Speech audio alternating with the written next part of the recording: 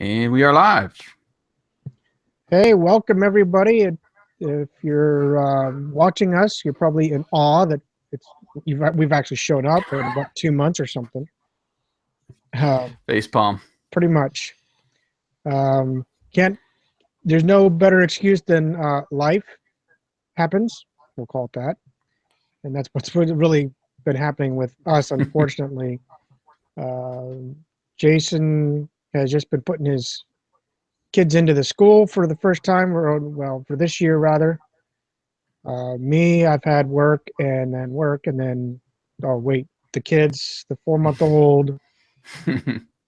So and then these last 2 weekends, we actually had the virus, whatever virus you want to call it, not computer, actual physical virus. My older son had it. Yuck.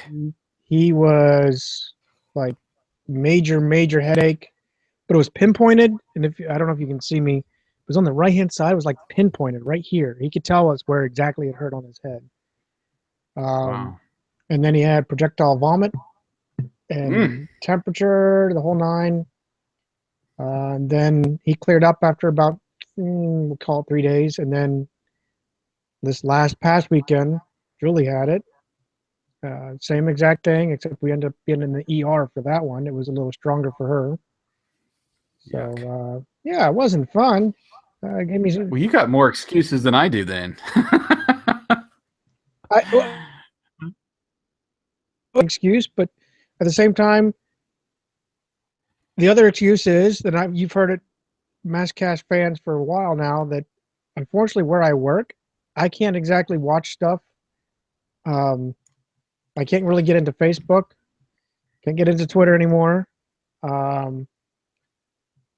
YouTube was intermittent for the longest time, and I think someone finally said, "Hey, let's just at least give us that or something." I don't know what it is, but that's how I did my homework this last week. Was I finally was able to log into straight YouTube to watch the show, the episode.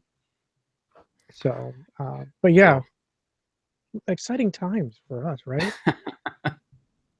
Well, I've been kind of kicking myself because, I mean, this is the time to talk about M.A.S.K with its return very imminent.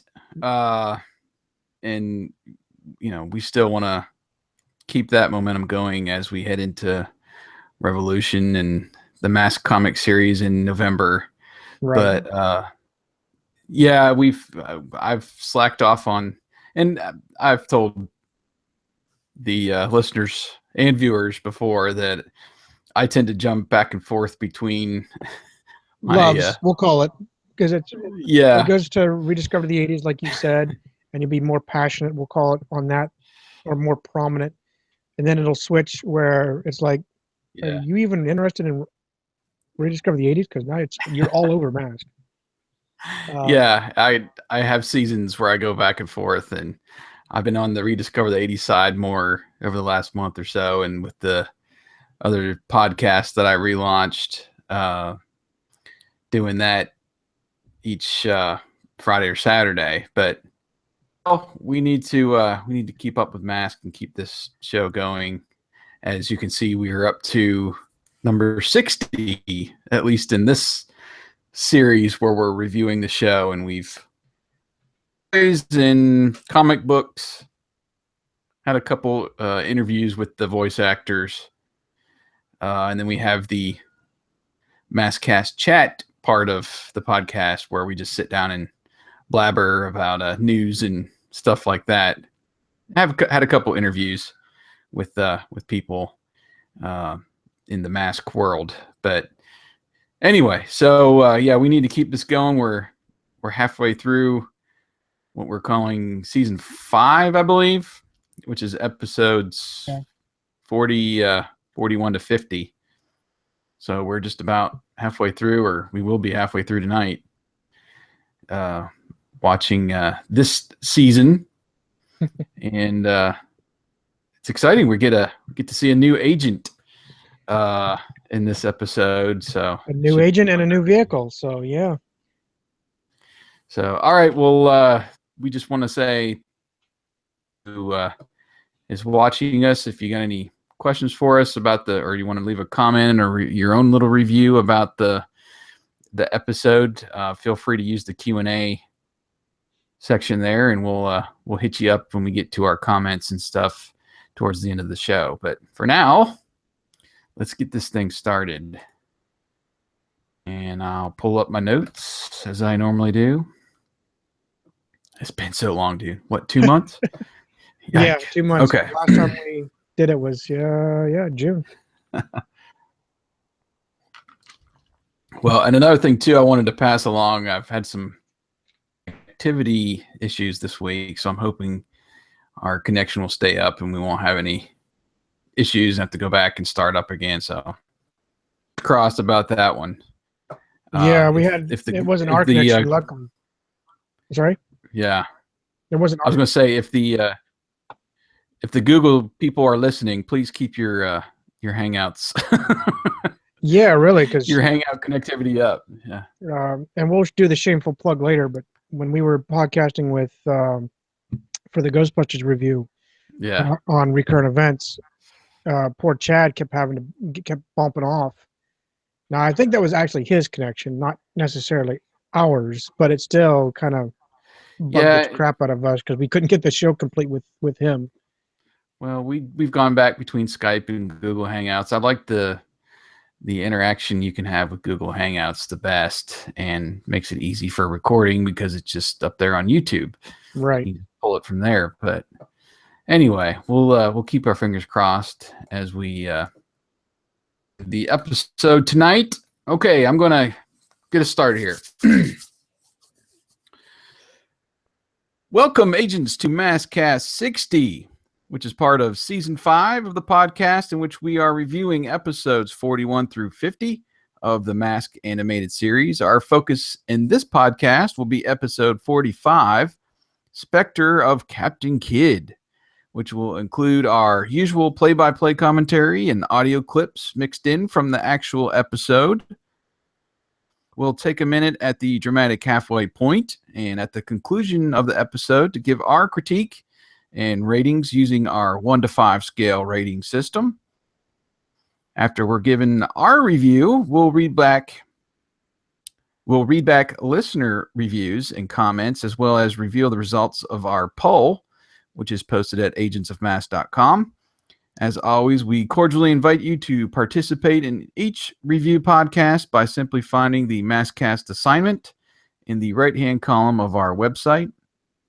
And you can also usually find it in our email newsletter when we remember to send that out. and also on our social media outlets. So from there, you can vote in our poll and then use the comment section to leave your review and thoughts. You can also watch our Google Hangout recording session live and on our YouTube channel. We typically post the link on social media before we record the podcast. So if you'd like to connect with us and send us questions or comments while we record, we'd love for you to join us. Spectre of Captain Kidd was originally broadcast on November 29th, 1985 in the U.S. and features M.A.S.K. attempting to foil a plot by Venom to get their hands on the lost treasure of the pirate Captain Kidd in the Caribbean islands.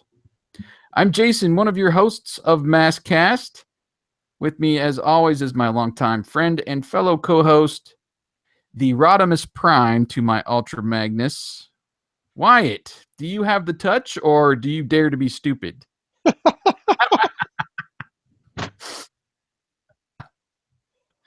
I got him on that one. This is the end of the line, Galvatron.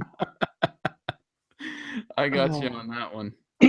Have you, and I know you blitzed all over with Rediscover the 80s and recurrent events and rad retro stuff.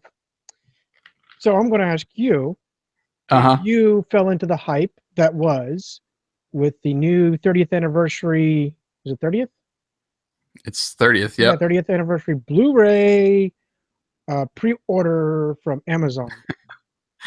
Yes, I did, because it's been a while. Well, this is like the first time that might have had an official release, or at least one that they've mass produced for over the last 5 or so years. I remember going out to Amazon at some points and wanting to like order the Blu-ray or DVD, and it's like $100 or some ridiculous amount, and it's somebody's copy from 10 years ago, Right. which I guess would be just DVD. I don't know when they started Blu-ray, but anyway, seeing this from Shout Factory, and Shout Factory are the ones behind the official M.A.S.K.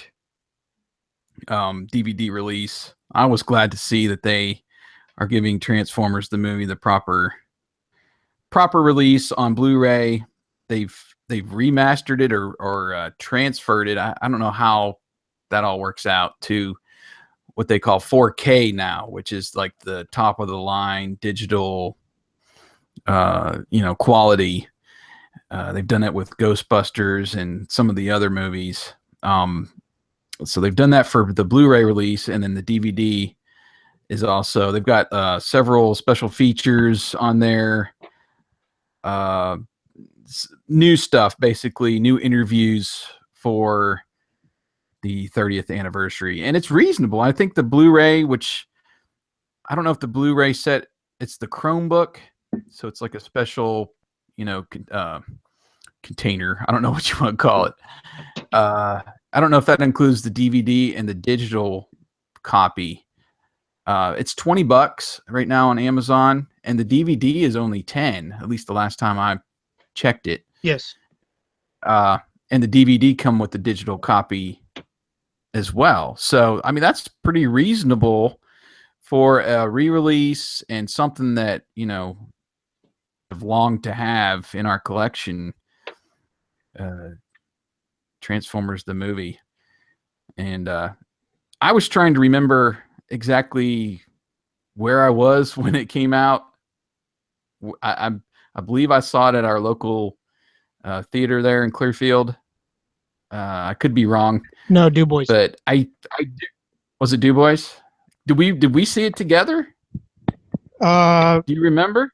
I want to say, and forgive me if you haven't, if audience, if you hear an echo, I'm walking away from the camera. I believe it was you and me, or it was me and our mutual friend. I don't remember what it was. I think it was you and me, though. It might have been all three of us, because I do remember seeing it in the theater. Particularly remember the Sharkticons and that whole scene where they, throwing the guys in there and they're trapped in and trying to get out from that prison. Gosh, it's been so long since I watched the movie. It hasn't been that long. I watched it here. It was on YouTube for a while for free. And that's the last time I watched it, and that was probably maybe 4 or 5 years ago. Finally found it. I knew I had it somewhere. I still got the VHS. Oh, there we go. And I still watch it about once every year. Dang you.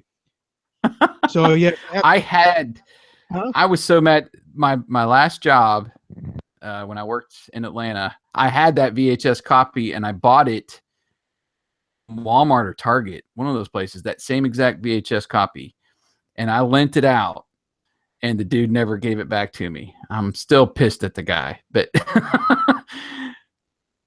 so I can remember watching it in the theater. I was thinking maybe it was with you, and I couldn't remember exactly what it was, but that was an emotional experience for a kid. You're watching Optimus Prime die. Yes. Spoiler alert.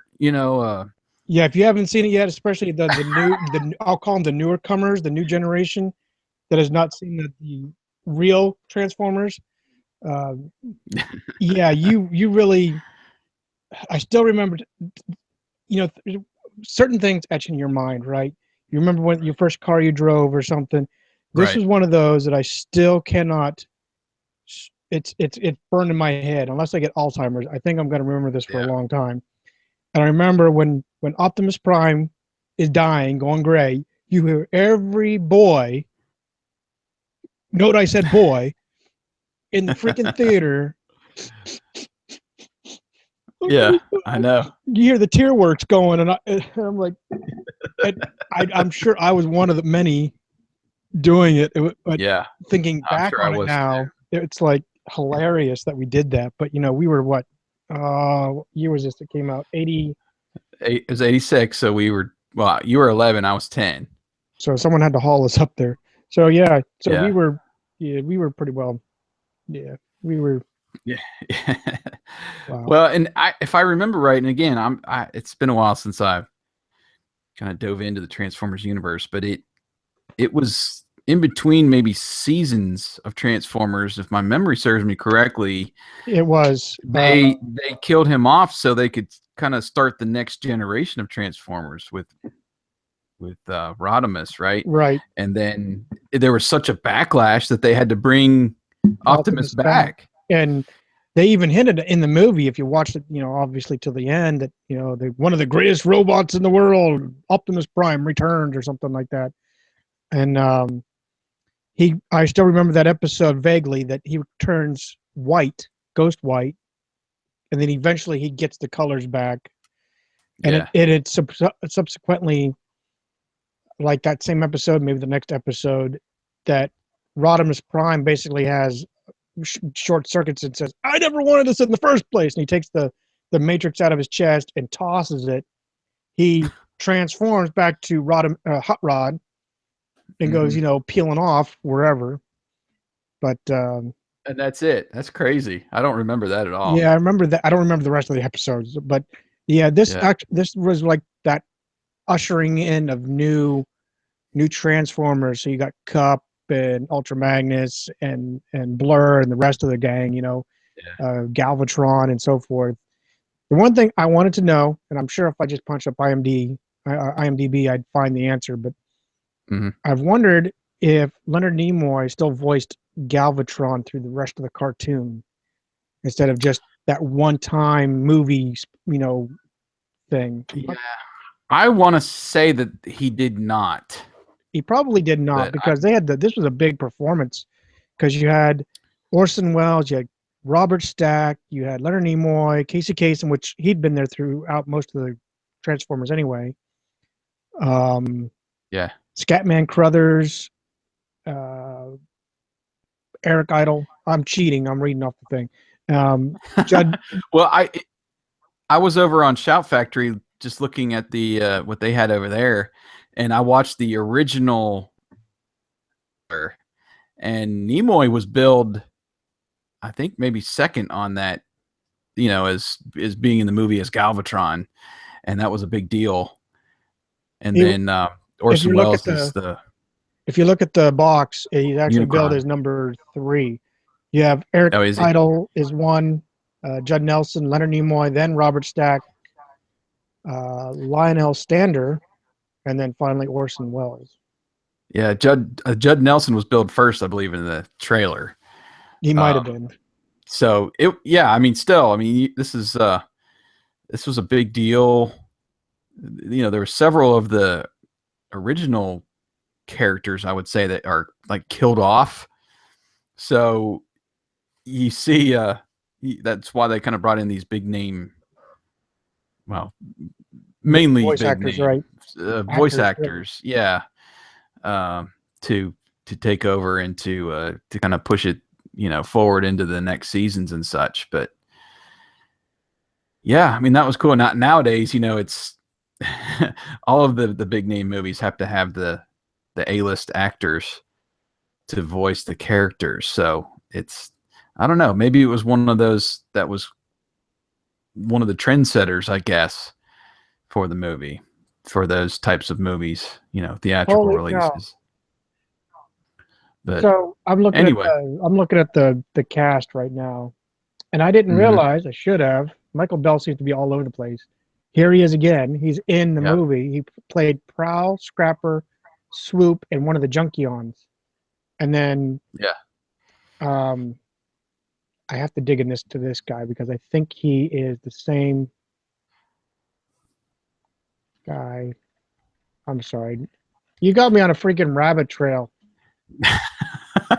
Well, it's the time since that I want to say that Blu-ray set comes out September 16th or something like that. So you can pre-order on Amazon and Shout Factory right now, and then they'll ship it to you when it comes out. But I was right. I was right. So he was Jack Angel, who played Astro Train in the movie. He also voiced in Voltron. He voiced King Zarkon, as well as Commander Yurik Ah, and Cossack and bit pieces. I thought he was in Voltron, and I couldn't place which voice he was. nah. So that's what I thought. It's like Voltron meets Transformers here. Yeah, yeah, But yeah. There's a lot of those that crossed oh over, yeah, but well, let's go ahead and move on with our property, you didn't say it and right. Let's transform and roll out. let's get our mask on.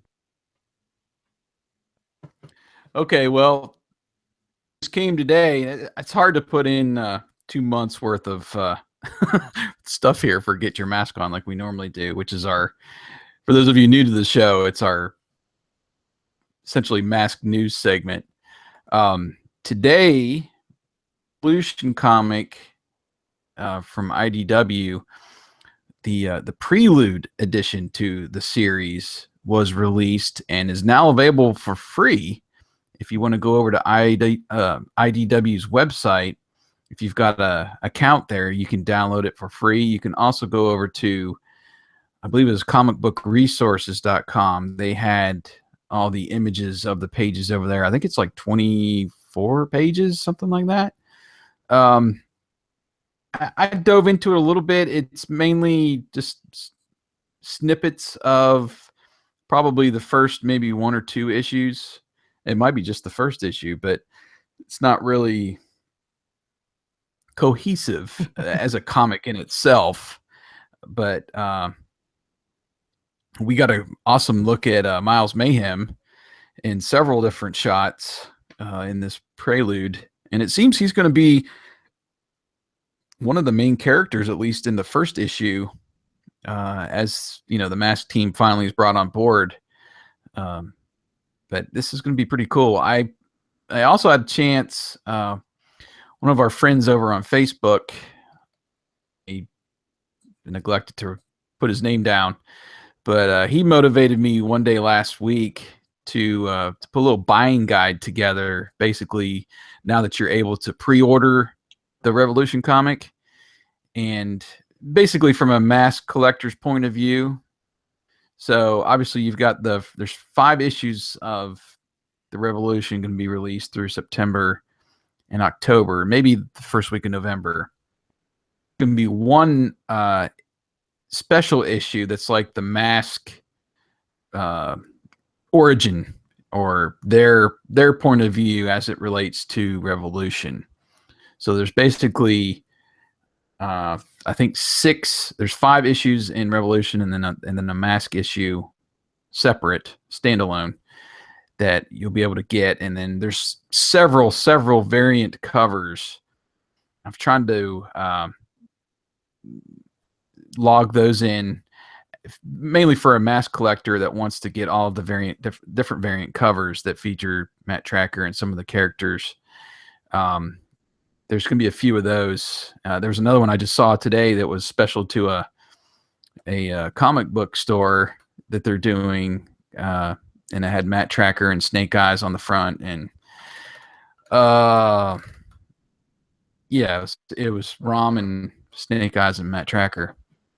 Be several different variant covers. Some of them they're offering for pre-order, some not. But if you want to head over to agentsofmask.com, our very last article that I posted, just sift through there some of the information. I've also posted a few stores, online dealers that you can pre-order the comic through. But as we said before, we are really wanting people to go to their local comic shop and subscribe, to the series, and then eventually subscribe to the new M.A.S.K series that comes out in November.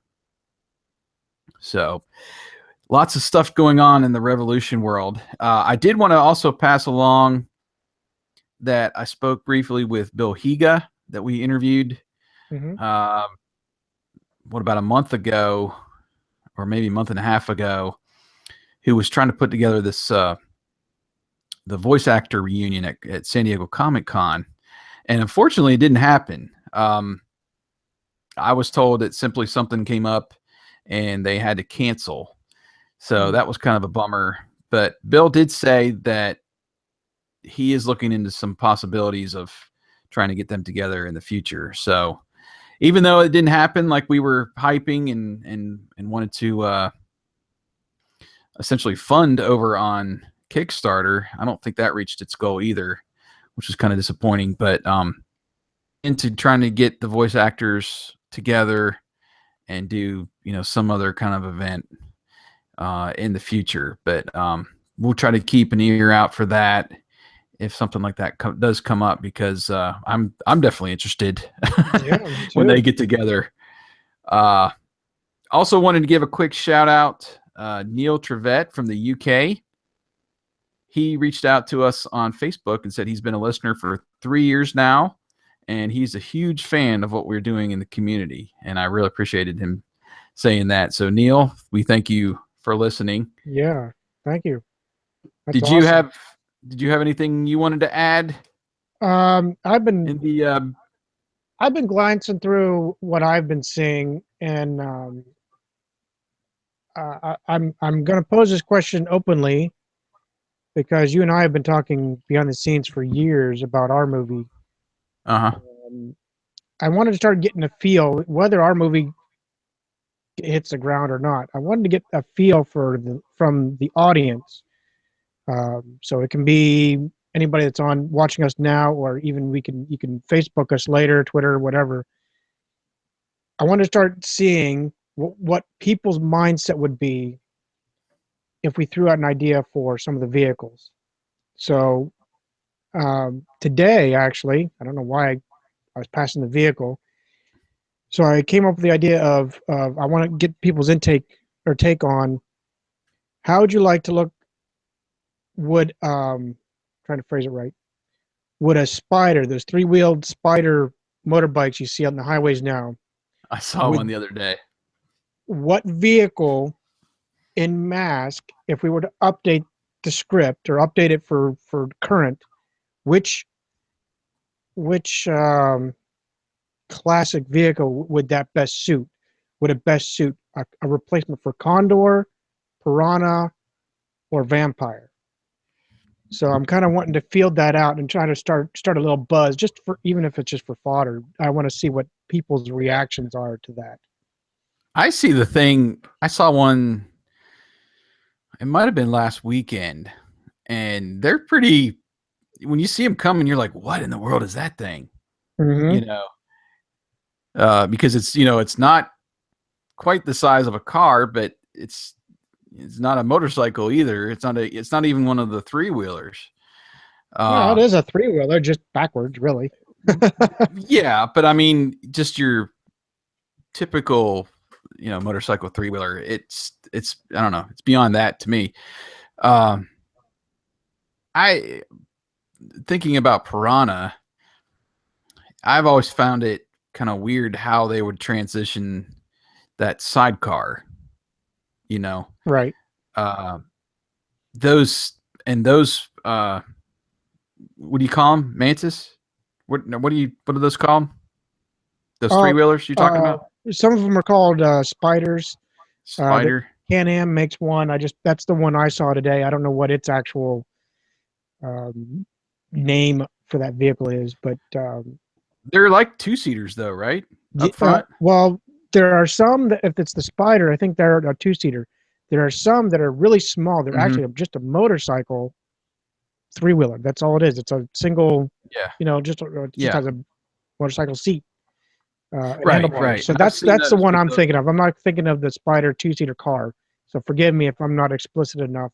But I'm thinking more like the actual motorcycle 3-wheeler, whatever. And wanted to see, well, your take. What would you do with it if that was an option to modernize our M.A.S.K vehicles that we threw in the movie, which we did include Piranha and Condor. We did not put Vampire in the movie just yet, but just kind of wanted to get people's take on it, including yours, obviously.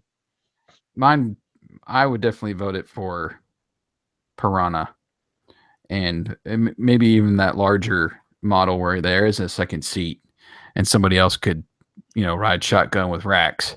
Right. So that's my take. I That's a good question though, because I think about that all the time.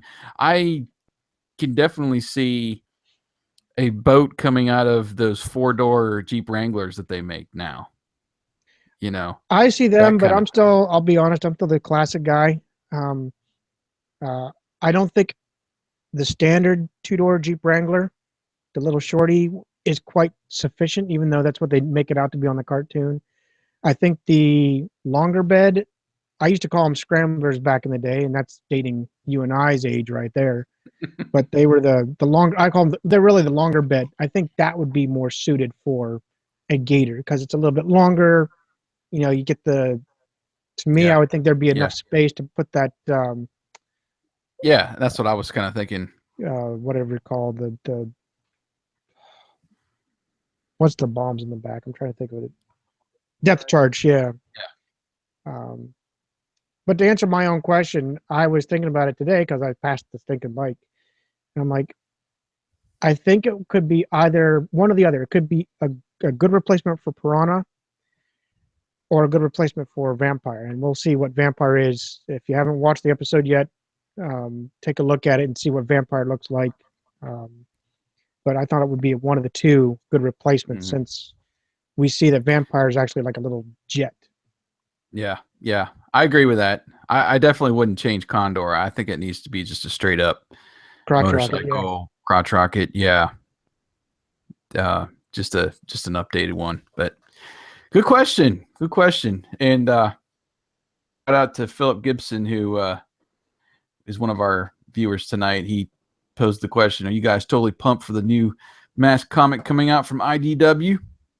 I would say yes. I'm pumped for pretty much anything at this point, but Right. seeing how that integrates with the other properties in Revolution, and then of course this solo series too. I'm still wanting to get Brandon Easton to come on with us in the near future. I've been kind of waiting to uh, reach out to him just because uh, I wanted to wait until maybe we got a shot of some new vehicles as well. And he's teased. There was a teaser not too long ago. One of the images from the inside the books with the agents with their masks on. So he's been out there. I found Tony Vargas on Twitter, who is the main artist for the comic book, the M.A.S.K series.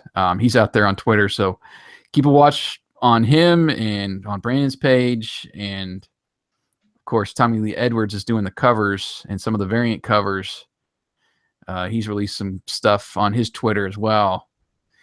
So yeah, I mean, I'm ready. I want to get I want to talk to Brandon. I want to see another teaser. I'm sure. Well, we've got still 3 months before the M.A.S.K comic itself comes out, so maybe we'll get him on in the next month or so, and he'll tease us some more and really get our wheels cranking uh, on leading up to the release of the series.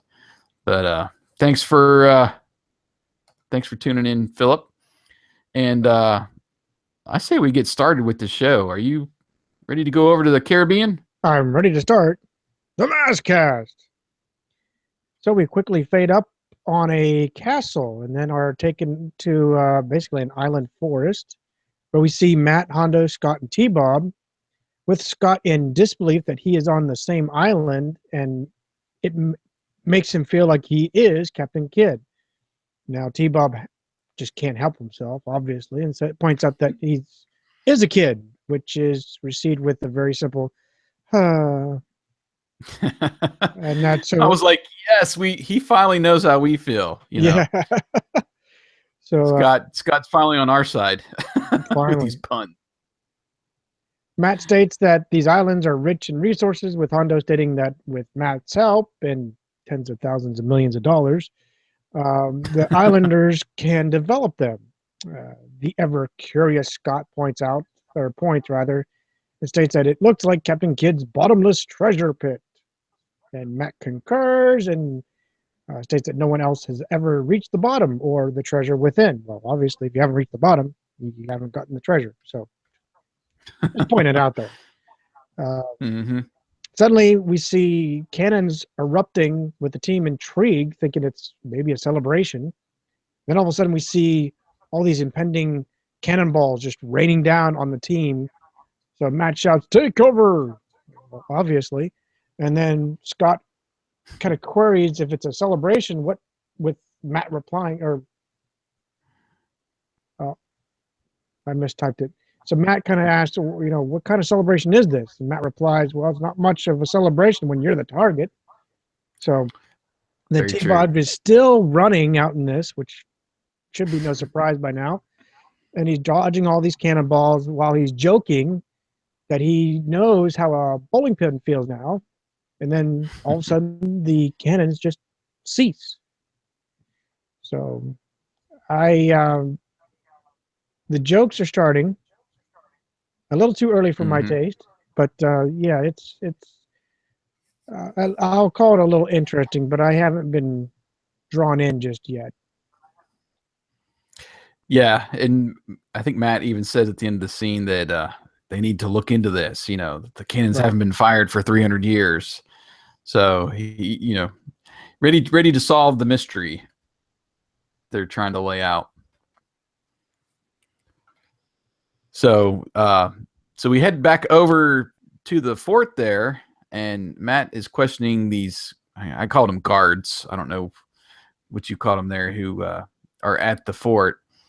And they say they didn't fire the cannons and they must have gone off by themselves. Well, Matt and Hondo remark that they almost gave him a flat top and a clean shave. Right. And the guard even explains that this isn't the first time that it's happened, that it happened last night too. It might be Captain Kidd's ghost. And of course, T-Bob is frightened by that term, and Matt explains about the real person who pirated the gold, and he used the garrison as a hideout before the British Navy ran him off. Matt then asks these guards to look around. He opens up a cannon, and he finds gunpowder. And Hondo suggests maybe they used a remote detonator, which Matt agrees could be possible, but suggests taking a look at the cannonballs back on the Captain Kidd's island. And now we get our first look at Venom, who is on the beach, and Mayhem says his plan is working like a well-oiled machine, like it usually does to start, I guess. We got Dagger and we've got Floyd Malloy. First shots of him. Mm-hmm. They're stacking up these cannonballs while Vanessa tells Mayhem not to count his money yet. Captain Kidd's ghost hasn't fired all the cannonballs they need. And of course, Mayhem, he's overconfident about the plan and suggests this is just a petty thought that Vanessa is having about it. Malloy, he expresses that these cannonballs are heavy and asks why Mayhem isn't helping. Mayhem, he gets angry and he says that he works for him. So he says that you work for me. So Malloy says he doesn't want to do all the work and end up with nothing. And Mayhem calls him a sponge brain and thinks that, everybody's out to get him. And Dagger has to chime in as he walks up there with his cannonball in hand. And he calls him Maranoid or something. And Mayhem corrects his pronunciation and tells him to put the cannonball down so they can get back to the garrison. Yeah. And of course, he pulls a Three Stooge moment right here. Yeah, he does. He, of course, drops the cannonball on Mayhem's foot and says, "You told me to put it down." And Vanessa gets a good laugh as Mayhem, he hops around on one foot there for a minute, and she is amused by it.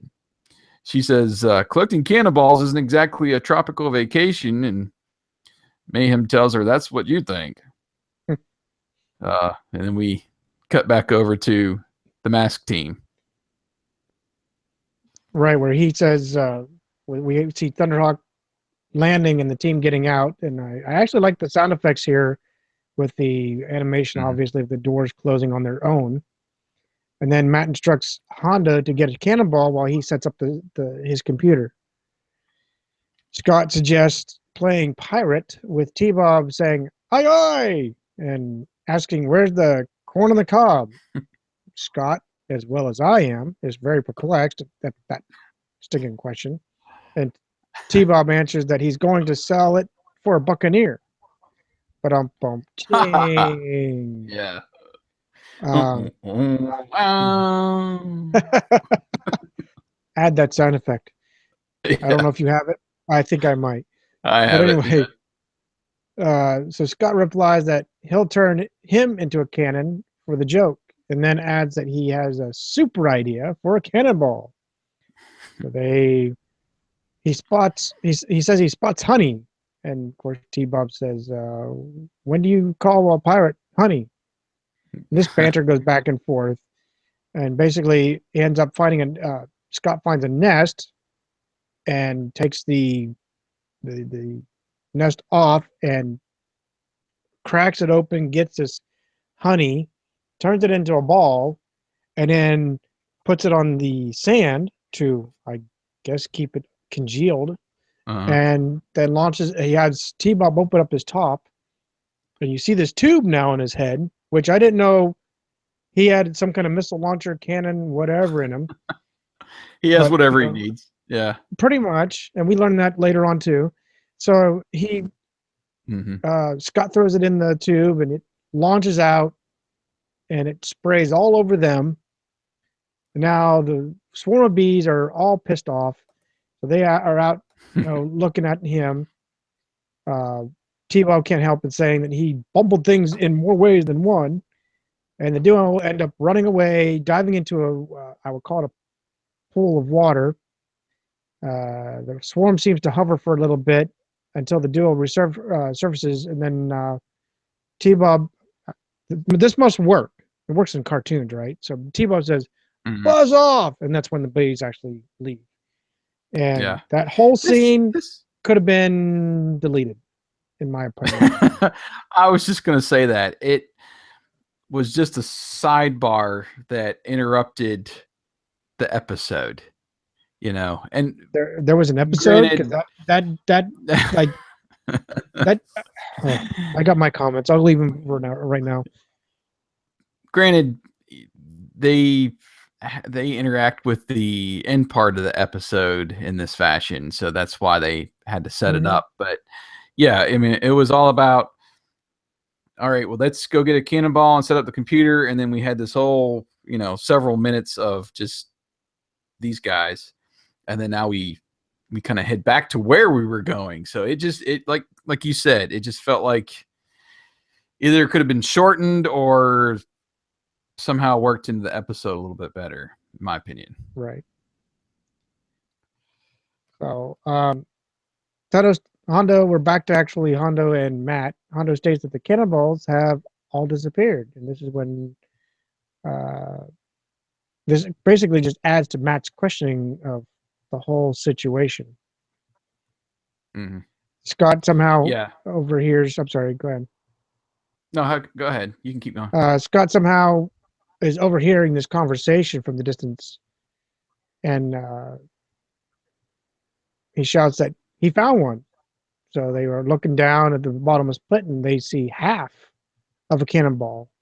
With T-Bob quipping about that, just pointless. Scott notices that there are steps, to which Matt responds was not there before. He turns to T-Bob and asks him to go fishing for them, and he jokes about saying, "Captain Hook, to the rescue!" And that leads us where we see another addition to T-Bob, which I actually like.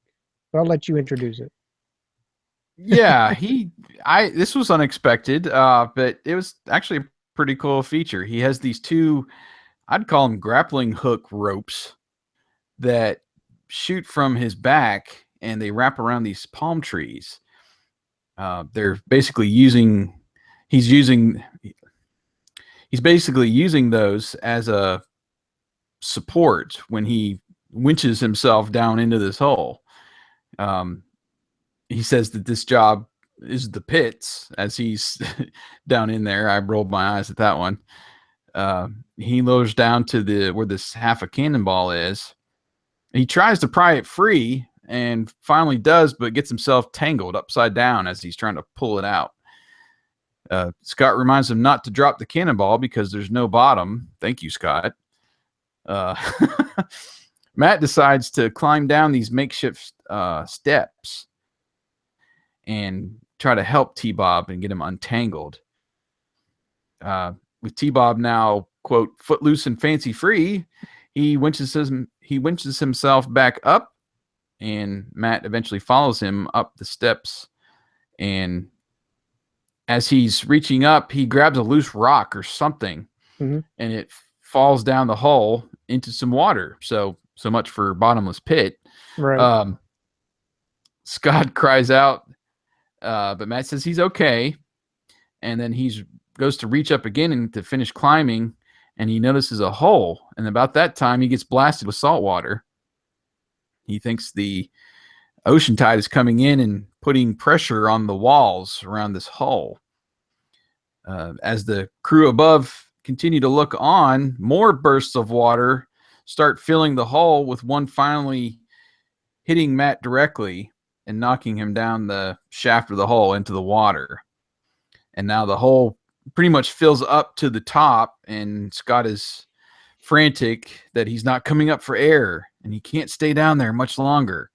And about that time is when we fade to our dramatic commercial break. So with Matt lost down the hole without his scuba gear Or Spectrum.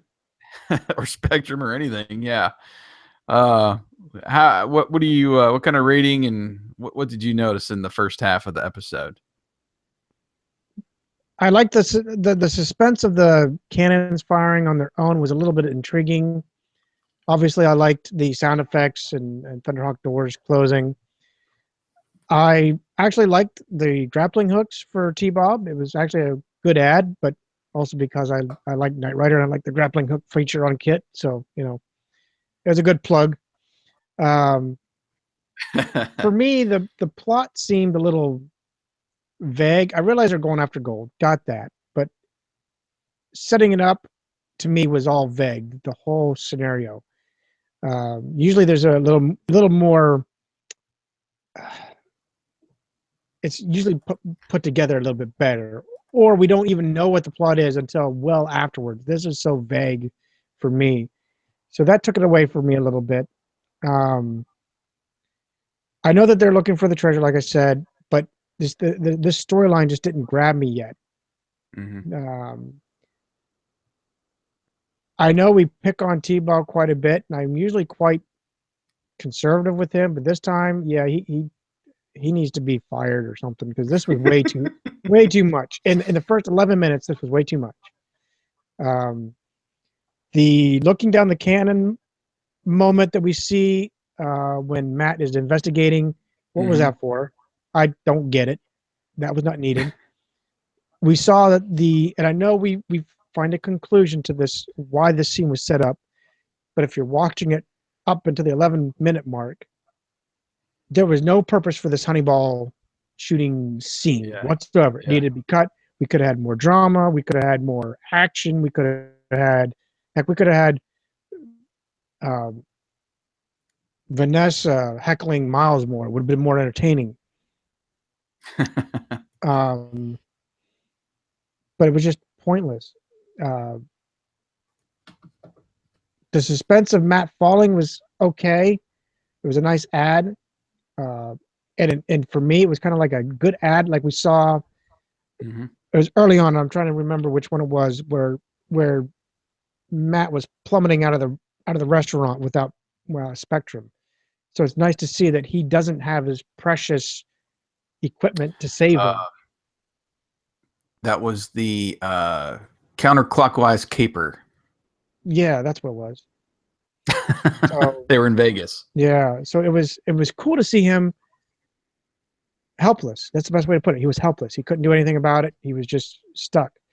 So, but overall, there was just way too many problems with this episode. So I'm at the moment a 3. I'm giving it a fair shot because I was ready to give it a 2.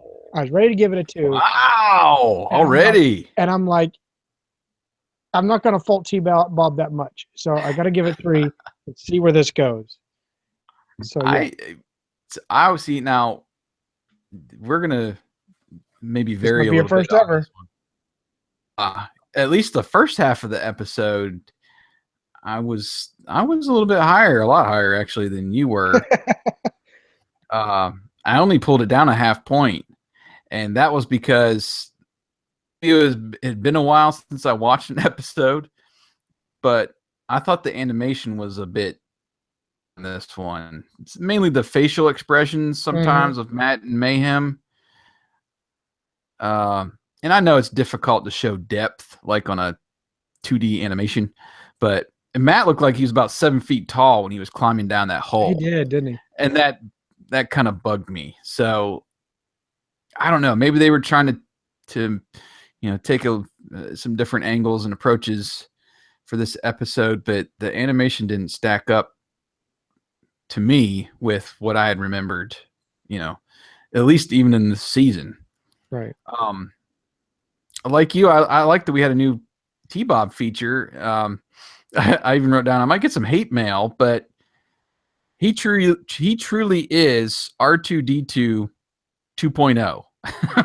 I mean, Pretty much. Got so far, we've seen rocket boosters, we've seen this winch now it comes off his back, we've seen his arms are like Inspector Gadget, headlights, camera, and then he's got the motor scooter, And don't forget, he has that cannon inside. And then he's got ample storage for your leftovers after visiting your favorite Italian restaurant. So, come on, who wouldn't choose him over R2D2?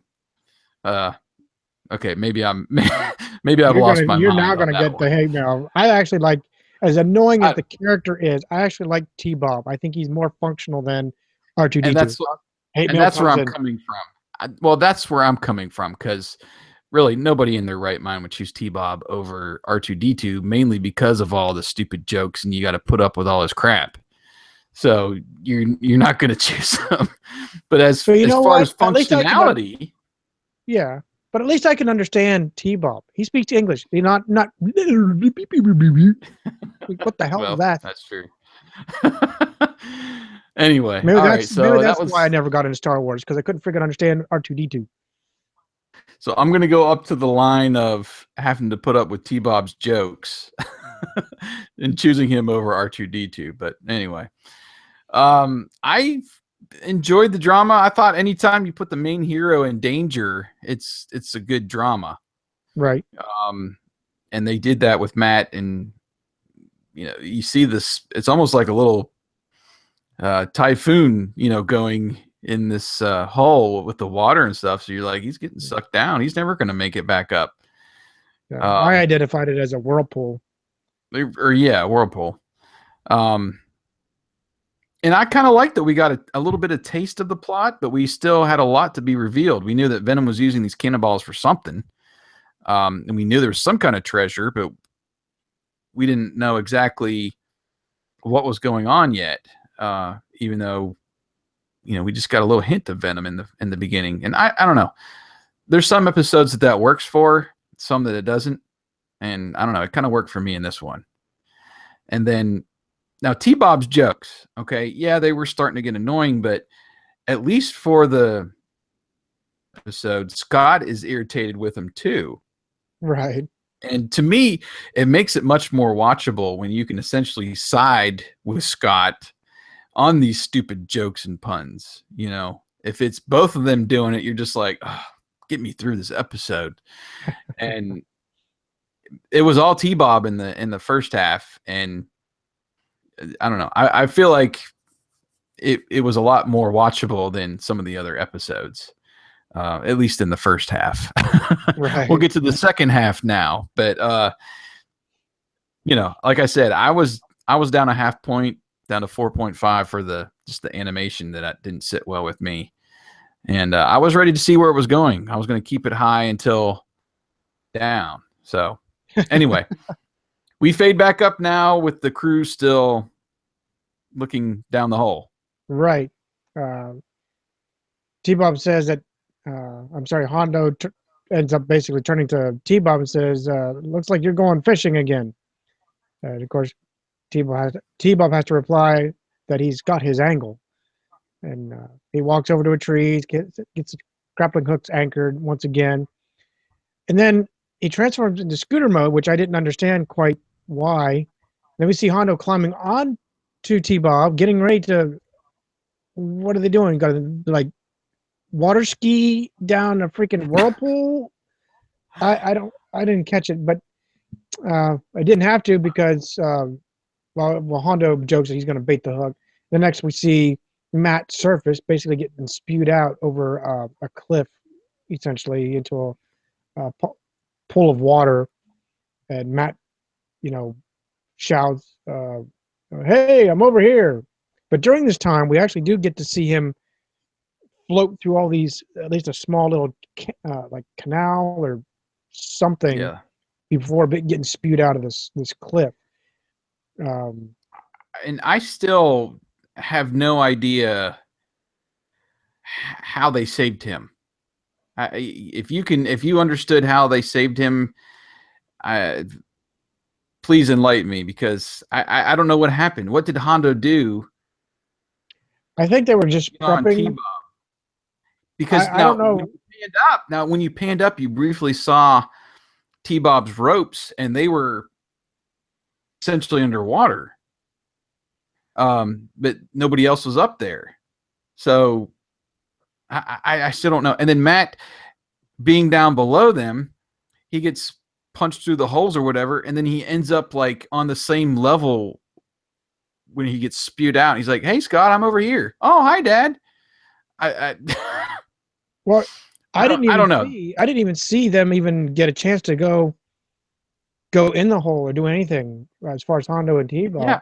They just sat there. It's like they were prepping to do whatever they were going to do. The next you see Matt. But they didn't show anything. Yeah, so you see Matt flowing through the canals. And to me, it looked like the cliff. I mean, it just didn't add up. And I realized we're looking through this through adult eyes. So we're trying to figure out the logic and what they were thinking about. But as a kid, the only thing I you don't put this together. So for me, this cliff is higher, at least in the cartoon, the animation that they're showing. The cliff is higher, at a higher point, and then he's spewed out into a pool that looks like it's the same. Was them?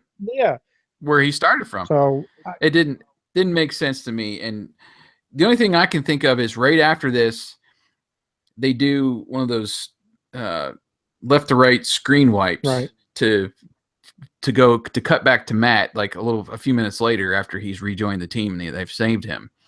And maybe there was some animation that got screwed up in there that they couldn't add, because I don't see many of those just flat out wipes when we're watching the show. No, they always cut to a building or some part of the city, or they usually set up the environment that they're at, and then they pan over to the team. Right. They don't do these screen wipes, so that was a little out of place for me. I was like, "Whoa, what was that? Did we just miss some footage or something?" But I don't know. That whole rescuing scene, I still have no idea how they saved him. So anyway. Yeah. So then Matt, basically, Matt has to joke, obviously, and says that don't ask anyone to unclog the plumbing, or don't ask him to unclog the plumbing. So then Matt then looks down and examines the half cannonball that Hondo now has and asks, why would someone cut it and then hollow it out? Then Matt kind of comes up with the idea that it was cut with a very precise laser, which I don't know how he surmises that, but okay. He eventually just deduces it's venom, and states you know what? They've been reported in the area. Well, they're always in the area wherever you are. It was quick for me too, and well, until I actually see them cutting them open later. At this point, I was like, how do you determine that it was a laser? How did you decipher that Right. they used a laser to hollow this out or cut it, or I don't know. It didn't, and since they were already spotted in the area, well, duh, Right. they're always up to something. Um, I don't know that it didn't. Another thing didn't sit with me, right after this whole rescue scene Right. was a downer. But anyway, We now finally get our call up at 11 minutes and 26 seconds. uh And we actually even get a new sound effect when they're flipping through the call ups, yeah, the number. it was almost like he got a OS upgrade because Yeah. like the monitor was different, and the effects as they flip screens. It's like he upgraded to the latest version of Android or something. you know, Well, he finally got that OS upgrade. maybe it's an Apple IIc, is not an Apple IIa. I don't know. Right. I don't Yeah. know. Right. Whatever. So, but anyway, so we get Dusty with Gator. And his little running out scene was that he leaves the pepperoni slicer and leaves it cutting, and we see it pile up eventually. And then we get Hondo, Yeah. who the computer says that it's pre-selected, when usually it's Matt that says it. But I mean, I didn't put too much into it, Yeah. but it was just one of those. And it zipped through his picture in the hurricane, Yeah, and it was really quick. it was. It was really quick. And then we get the actual verbiage, personnel approved, assemble mobile armor strike command. And then we now cut to T-Bob, who is attaching a patch over his right eye. And then T-Bob tells Scott to look. Then it falls, and then he asks Scott to fix it. So he opens this huge compartment, which I didn't know was that big now. Mm-hmm. That's his spaghetti toting compartment there that he used No, it was before. bigger. The other one was like a little shelf. Now this is like the whole front side of him got pulled apart. Whatever. But he ends up finding bubble gum from some other episode, I guess. But he said he used it to fix the rivets that came loose. Great. Now, Yeah, I guess he'd been watching too much MacGyver. he's fixing. Well, He's fixing. MacGyver was just coming on there, so maybe fixing fixing T-Bob with bubble gum. But so anyway, he suggests that it's that he ends up saying getting this brilliant idea that it'd make a great cannonball, calling it a bubblegum ball. T-Bob turns around, has Scott press a button, which now opens up a slingshot up above his head. We thankfully get cut back over to the MASH team, where we actually do some work. And Hondo states that when they scanned it on the computer, and that being the cannonball, it came up gold. So Matt adds that the treasure was never found because it was never lost.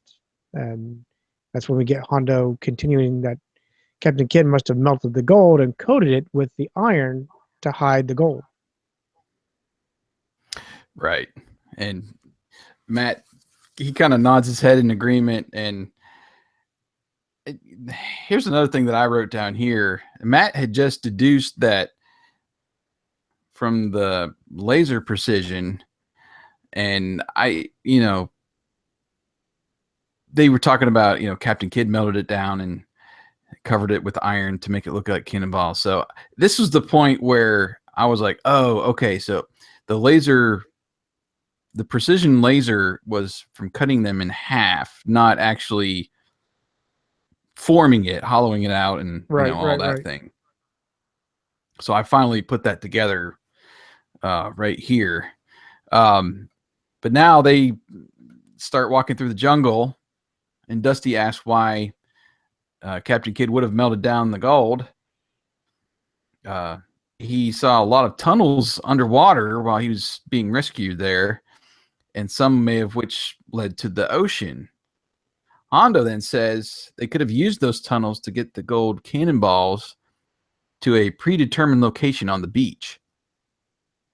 Just then, Scott's bubblegum balls comes flying in right past Matt, kind of scares him, and splats on a nearby tree.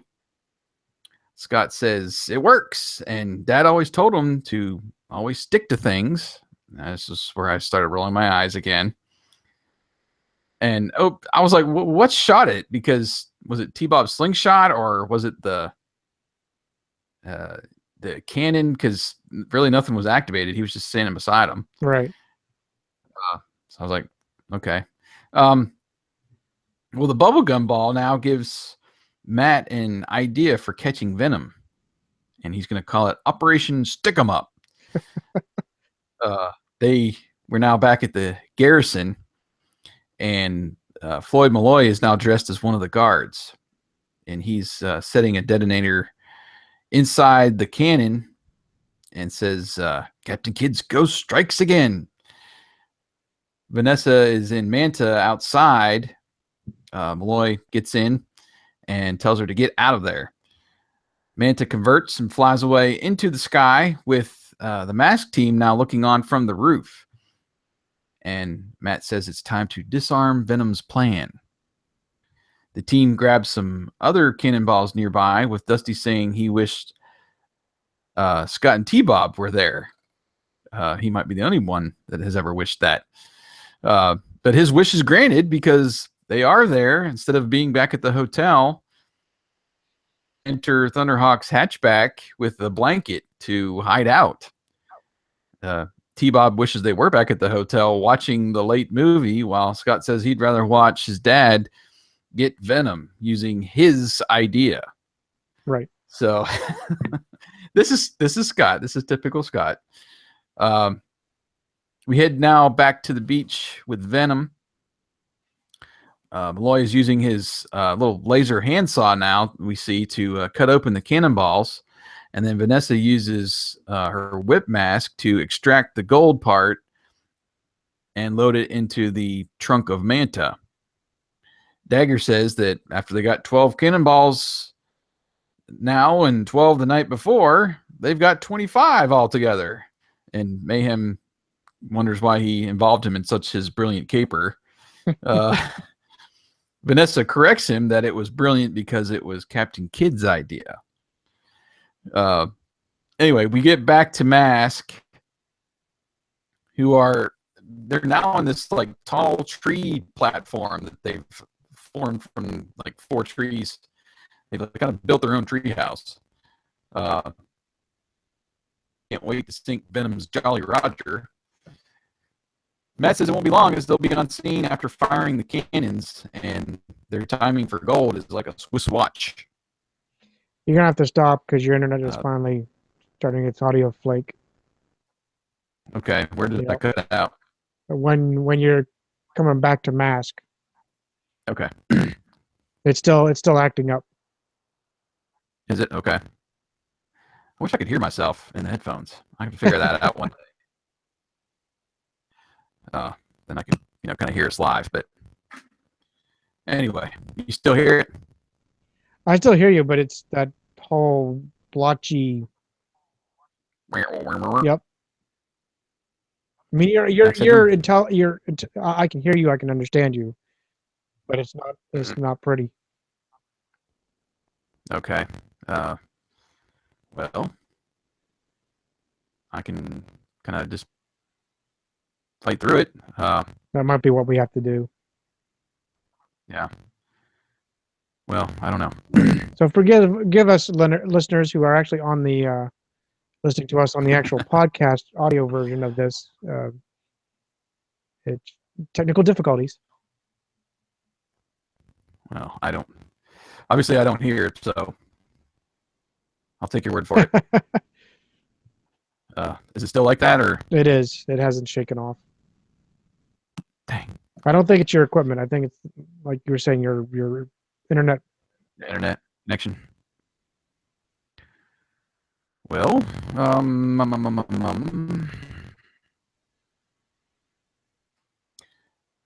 summer was pretty good, Philip. Yeah. Talk to Philip for a minute. Maybe this will clear up. But no, you've been talking a while and it hasn't.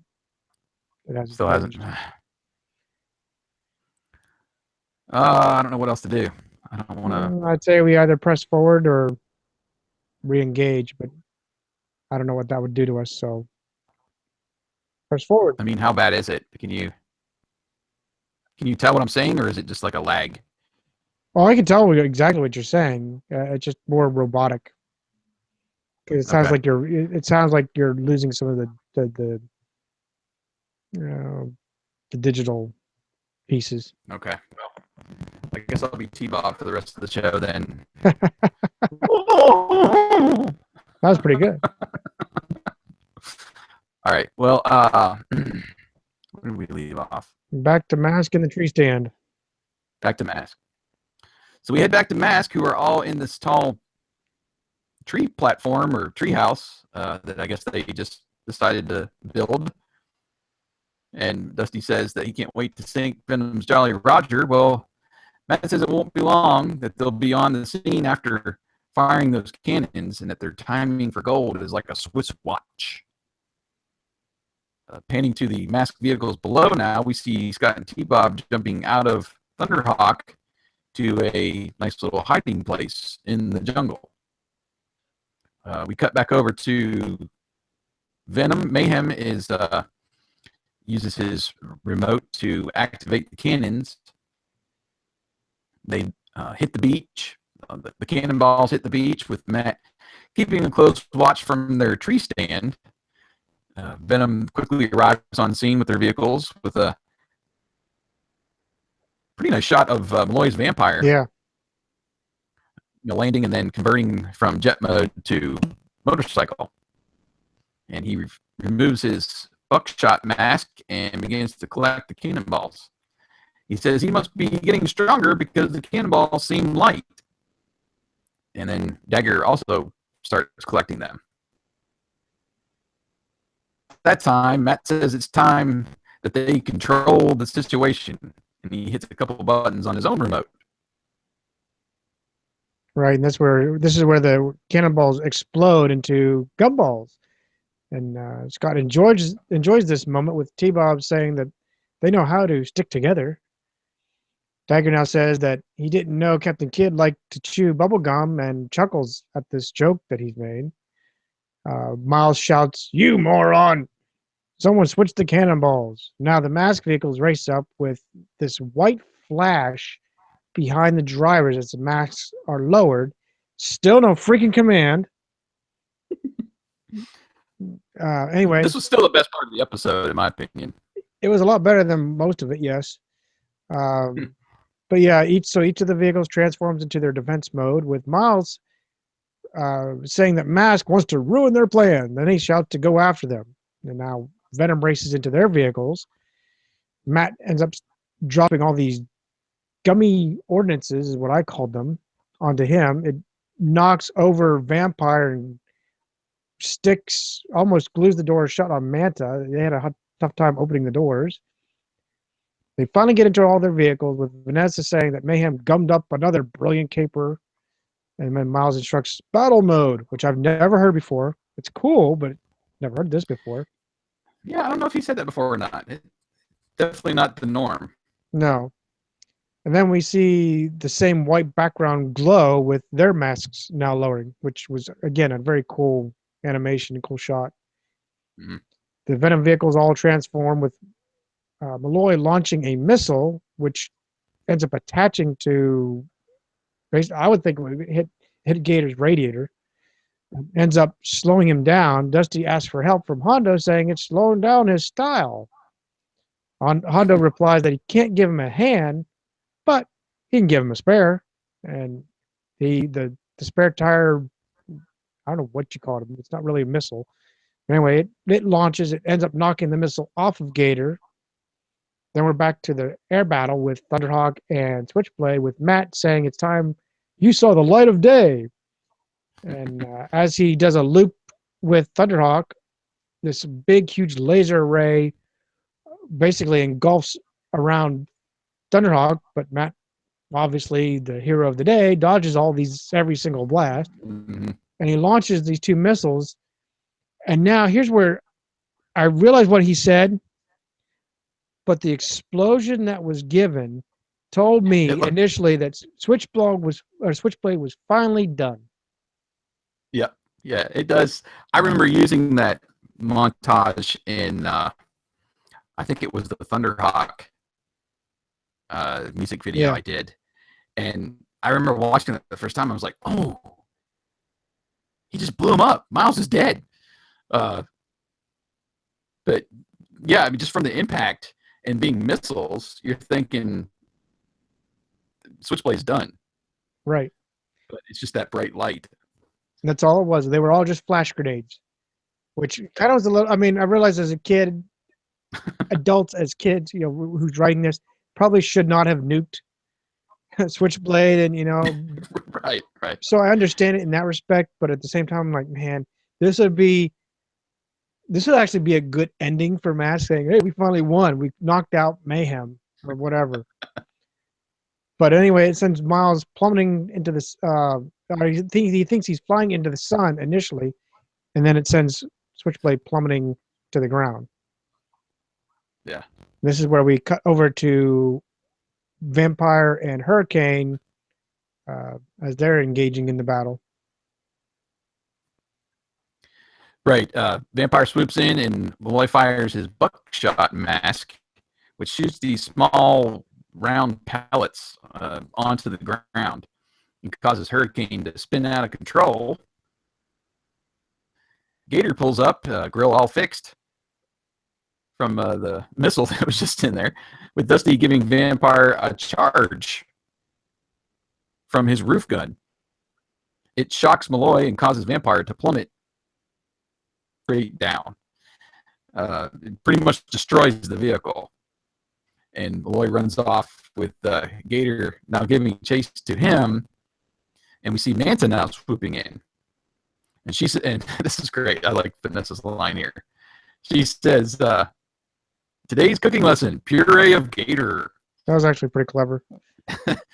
And she activates those circular saws from the grill of Manta, which we've seen a couple times before. Well, after a narrow miss, Gator pulls up alongside Hurricane now, with Dusty saying he's going to have a ball with this. And he basically throws Gator in reverse and back into drive and punches the gas and shoots all these buckshot balls that Malloy just shot at them towards Manta with his spinning tires. Mm-hmm. These balls, they must be like made from some pretty strong substance, because it basically shears the saws off of Manta. Yeah. And then causes Vanessa to crash land. And then we now cut back over to Scott's little hiding spot, and he wishes he could help out. T-Bob says he wants him to get. T-Bob says if he wants him to get mixed up in that fight, you've got bees in your bonnet. Well, Scott says, "Oh, that's it," and he climbs up onto a tree and he breaks off another bee's nest, telling T-Bob to get out his cannonball bomber, which is basically the slingshot. Right. And Scott shoots the nest inside of Manta just at the right time. Vanessa, they close the doors and drive away in an undamaged Manta. And then they spin it around and the doors fly open again. They start running out with all the bees kind of swarming around in the car. Mayhem yells, "Oh no!" and decides that's it. It just kind of converts Switchblade and takes back off into the sky. And that's basically all she wrote for Venom. Yeah, there wasn't even the classic "I'll get you next time" mask or nothing. I was like, oh, okay. And I'll dive a little bit more into that into the review, but M.A.S.K now kind of pulls up and Matt sees Scott and he yells at him, "Scott!" Scott says he hopes he's not too mad that he did help with the beehive trick. And Matt, who is not upset, says he did help with that sting operation. Well, while the other agents laugh about it, I guess mainly Hondo, Pretty much. Scott and T-Bob's, they scratch their heads and they're either like, I don't get your joke, or wondering why he wasn't mad, at the Right. and then we get this nice shot of the garrison, and we kind of fade out from that and right into our PSA. Right, where we find ourselves at the beach with Scott telling T-Bob that robots can't get a tan. T-Bob insists that he has a secret tanning plan that won't fail. We then see Scott get up and just probably go over to a couple of kids who happen to be tossing I'll call it a beer bottle, or maybe it's a Pepsi Clear bottle. A couple of kids are either basically tossing around like a ball.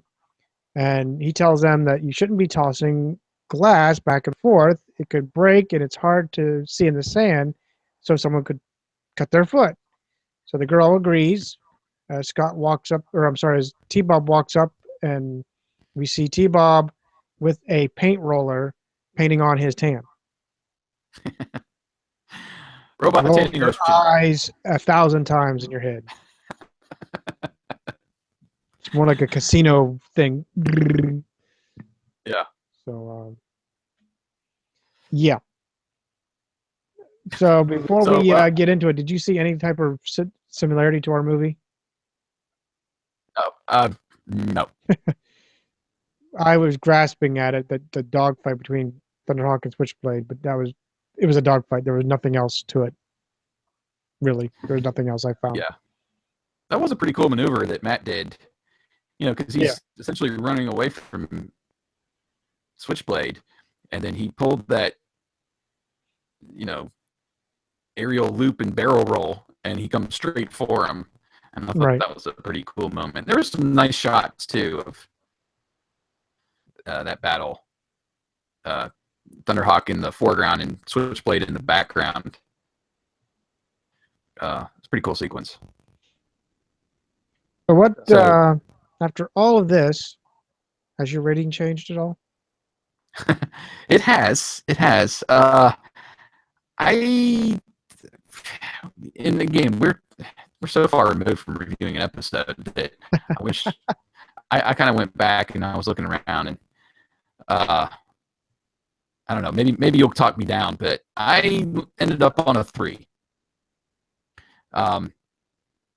I thought that the vehicle transformations on both sides were, speaking about the second half of the episode, I thought those vehicle transformations were some of the best we've seen so far in the series. Agreed. The overhead shot, I think we've seen that before, of Thunderhawk converting. Yeah, he's done that before. I was a little bugged, and I might have put this in my ticks here. I was a little bugged by the way they had Hurricane like bouncing up and down, like it was going through like it was four-wheeling or something. That kind of threw me off for a little bit, because Gator wasn't like that at all. But I did like the conversion of it. Yeah, I thought that was really cool. And then all the sequences with them getting their masks, even though I did have that little, weird burst of light behind them. I did enjoy the split screen that they do, with everybody getting their masks. I, of course, like getting the new agent. Couldn't quite tell, like, what accent or what voice they were going for there. It sounded a little New York to me, but I don't know. I was trying to hone in on who he is or where he's from. I did like when we saw Stinger, but I did like when we saw Stinger for the first time, that there were some really nice transformation sequences that really detailed Vampire. First from the jet to the bike, and then back from the bike to the jet. Took several shots to transform. We got to see how it all worked, and you saw that he like yanks up on his handlebars to convert the last part of that. So I thought that was really good, and that this is the first episode that's featured that they took the time to show how it works. And it pretty well matched the toy, I thought. I did like the computer upgrade sequence there that we talked about. That was the good stuff. Again, the rescue, I'm not even going to go into that because it just should have been better explained visually. Yes. Right after the Matt fell in the hole there. Um, I think the animation did redeem itself some back in the second half, but even the PSA when Scott is walking up to the kids, it looks like his legs are like 4 feet long, and the rest of them is like about 1 foot. Legs I've ever seen look like a giraffe. It just bugged me, and I don't know these angles or what they were doing in this episode, but some of the shots just I don't know, they were bad. Um, didn't ever explain how Venom found out that the gold was in the cannonballs. Okay, so how lucky were they that this garrison preserved Captain Kidd's cannonballs after all these years? Right. They didn't really give us any details on how this whole situation kind of got started and why Venom was down there, how they found out about it. They we didn't really get any of that, and they usually set that up a lot better. And maybe they should have did that instead of having these guys shoot bubble gum and honey balls. Add a little bit more detail there. And the ending, they didn't show M.A.S.K recovering the gold. No, not at all. Okay. I mean, we can kind of assume that they got the gold back since Vanessa and Dagger are basically running away from the bee attack there. But I don't know. Wouldn't you handle some bee stings to go back and fly off with your millions of dollars in gold or what? I don't know. I think I would. And then Dusty seemed like he was teleported to the scene. He was selected, and then I think this is when T-Bob and Scott did their first bubblegum scene. And then in the very next scene, Dusty's there. We're like, oh, he's here already. And it's like he didn't miss a beat. It's like he was teleported. Right. How did he get there? Okay, just give me a mask transport plane. Yeah. Give me a transport plane scene after they're done with the selection or something. That bugged me. I didn't like that they didn't leave the damage of the vehicles or even the goop that they shot. They didn't. It was like you said, there was that one scene where they could barely open the door on Manta and Switchblade, the canopy, because there's all that bubblegum and junk all over it. Right. And the next scene, it's gone. And then the damage, man, they took some heavy damage. Oh, they did.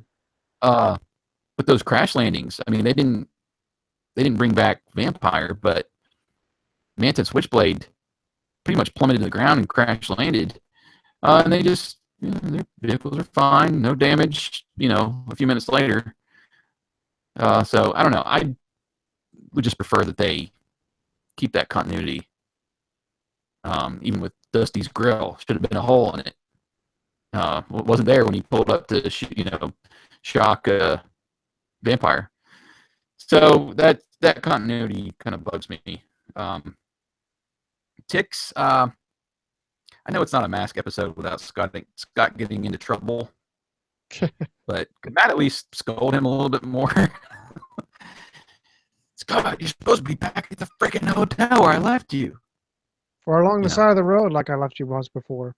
Well, yeah. I mean, I don't know. Matt's parenting style is not one to be put in a book, Told you I didn't like hurricanes bouncing around like a four-wheeler. The jokes finally did wear on me at the end, mainly because Scott started doing them, and Matt at the very end. I was just like face palm, Anyway, so that's all I had, and I was in the 3 to 2.5 range, so I 3. But I don't know. Maybe you'll talk me down to 2. What did you rate it since you were already at a 3 going into? Going through it, I'll be honest. I went up, believe it or not. Oh, I really? only went up. I only went up a half a point. But after discussing this, I don't know if I should have done that. Um, you pretty much hit on everything. Um, but I guess for me, I guess I'll just read my comments. I guess the Go we ahead. we get our call up, and the team is already actually engaged in the battle. Which I'm like you, it was too sudden. I would have all the time they wasted. They could have put the transport plane in at least a split second shot. Um, that was more of a tick than it was a big thing, but it was still it would have explained how they got um, Hurricane and Dusty and Gator over across the pond or wherever they're at. Yeah. Um, the battle was actually very decent. Um, I actually liked the bubblegum cannonballs. It was kind of clever with how they interacted. You know, they sticking up the vehicles. We got to see Malloy. We got to see the buckshot function. We got to see Vampire and the awesome transformation that they've done with really all the vehicles. It was very well done. Um, I'll give them kudos of how they used how they explained the canals for the cannonballs for Captain Kidd to get the gold. Um, Kind of a clever idea. They didn't really use it except to show Matt plummeting and then being spewed out somewhere. Yeah, they didn't. It was basically a, a way to explain how Venom was getting the getting the gold out, Right, or the cannonballs out, in more of a right. secretive fashion, since it wasn't. I don't know. They could have just picked them up off the beach over there and did it over on that island. I don't know. Exactly, exactly. The new that new white flash that we saw behind everybody when they're getting their mask.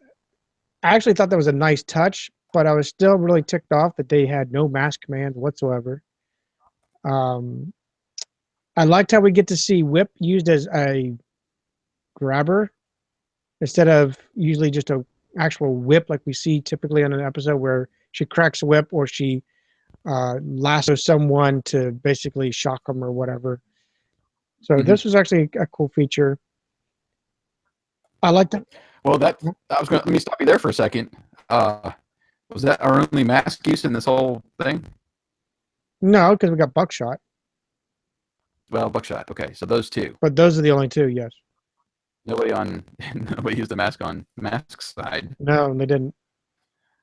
But then the damage of the vehicles was initially awesome until they magically disappeared. That Yeah, that was a point. Um, like I said before, the beehive scene now makes sense why it connects, but still they could have yeah, canceled both of those beehive scenes. We could have had a lot more explanation. We could have had the transport plane. We could have a lot more action. Something could have been done there. yeah, That's another big markdown for me. Um, the gold and the cannonball disguise. Illusion is the ultimate weapon or the ultimate treasure find in this case, but was kind of a clever idea. But like you, I was so miffed with what they did. I guess throughout, I think I've talked myself down to a solid 3, and I already rated it okay. on the Oh, poll, but I think I've talked myself down to a 3 because I was barely scraping a 3.5 through all of this, mm, and I cannot safely call it a 4. So, and I think I've talked myself down. So 3 it is. okay. Well, I don't blame you for it. I mean, I was teetering on going lower than an okay episode, and I guess I was a little sucked in by the nice shots of the vehicles, and it was it was a decent battle at the end. But like we just said, this is Mask. Use your masks, people. Let's have a Exactly. good battle. Let's have a duke it out. Let's make it last a little bit longer towards the end, and not. It's I mean it's okay. They have to find a way out and fight again another day. So the show keeps going. Right. But I don't know. If the payoff needs to be there at the end of the episode, and it just was really abrupt. Right. The way they kind of ended the episode. Agreed. So I'm there with you. Well, let's head over to the polls since we're done with our reviews, and I'll put your 2 or 3. That would give 5 votes. We had 15 votes total. 6. Should have 16. Let me refresh my browser. 16 votes total. 6 votes for a 5.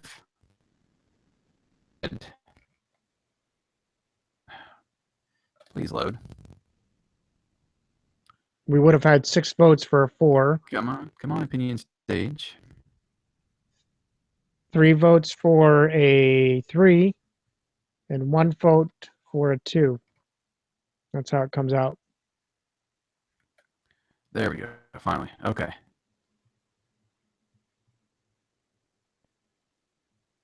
So 6 votes for a 5, 6 votes for a 4, 3 3s, and 1 2. So for 15 votes, that's what about 75% or more that voted for 4 or 5. Right. I don't see that. But that's okay. Some people love it, and we just didn't. It didn't jive with us. Yeah, which is kind of a rarity. Well, I guess maybe you more than me. I kind of am not as forgiving as you are, but somebody who's usually level-headed and straightforward about these episodes is at Cartoonopolis, and he was the only one that left us a comment. Right. He says, once again, we have an unnecessarily complicated plan of Venoms that M.A.S.K easily foils. Why didn't Venom just steal the cannonballs from the fort itself instead of drawing attention to themselves by firing them? Great point number 1. Obviously, the fort wasn't very secure if Malloy can load the cannons with no one noticing. Also, instead of M.A.S.K filling the phony cannonballs with gum, shouldn't they have used something a little more lethal, like, I don't know, explosives? Great point number 2. Gunpowder, yeah. I think they've heard of it somewhere. Yeah. At least to blow up the Venom vehicles. M.A.S.K really didn't seem to be trying in this episode. They could have put Venom out of business by blowing up their vehicles and capturing them. Yes. And Venom just seemed stupid as usual. It was good to see a new Venom agent in the vehicle, though, even though Malloy is supremely annoying.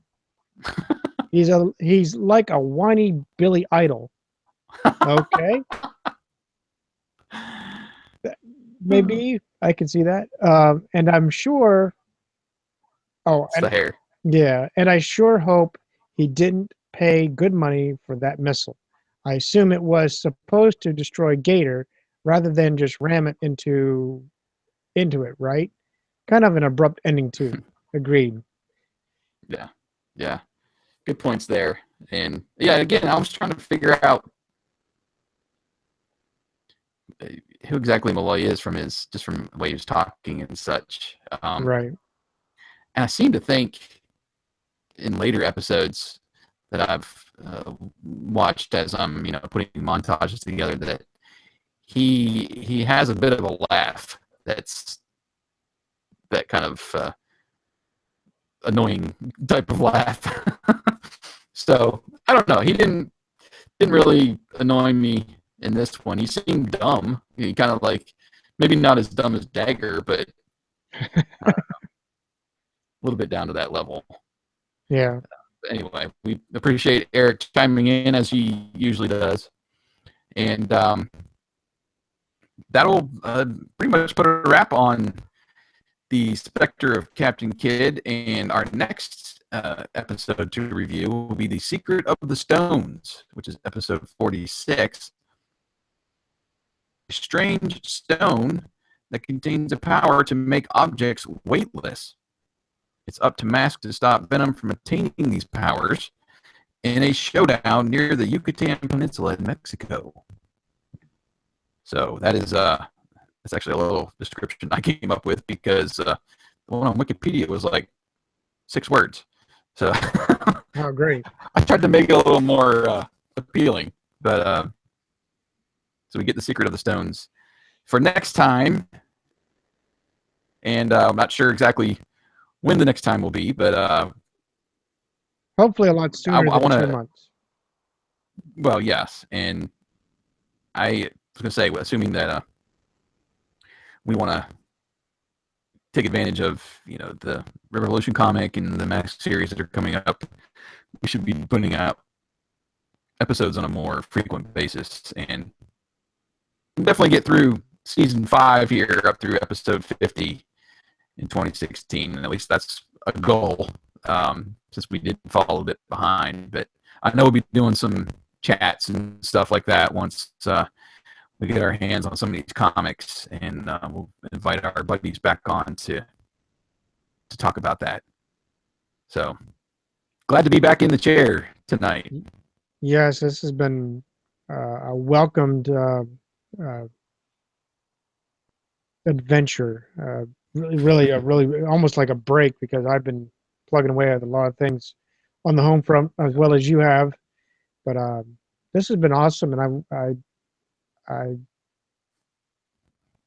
love talking M.A.S.K. In fact, I've been actually word of mouth advertising us here the last 2 weeks.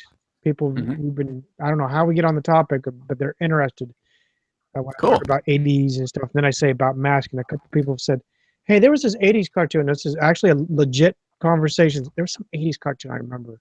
I don't know why it sticks out, M.A.S.K. I said, "Oh yeah, let me tell you about M.A.S.K." Yeah.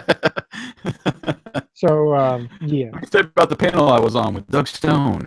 Yeah, I went through that. I was a commercial for us for like a half an hour. One of them actually happened to be one of my guys' coworkers, really my troupe, and the comedy of it was, he says, "I didn't know Mr. Bloom was this super cool guy." I'm like, "Yes, I am." No, I didn't. But it was actually pretty cool. We really talked up a lot of Agents of M.A.S.K, mostly. Awesome. So a fair amount of rediscovered the 80s. So you got some plug there. Thank you. So yeah, and yeah, it's been a blast as always. I enjoy this. We don't do it enough. We just need to do this for a living, and we'll be happy. Yeah. So very true. So we please excuse me.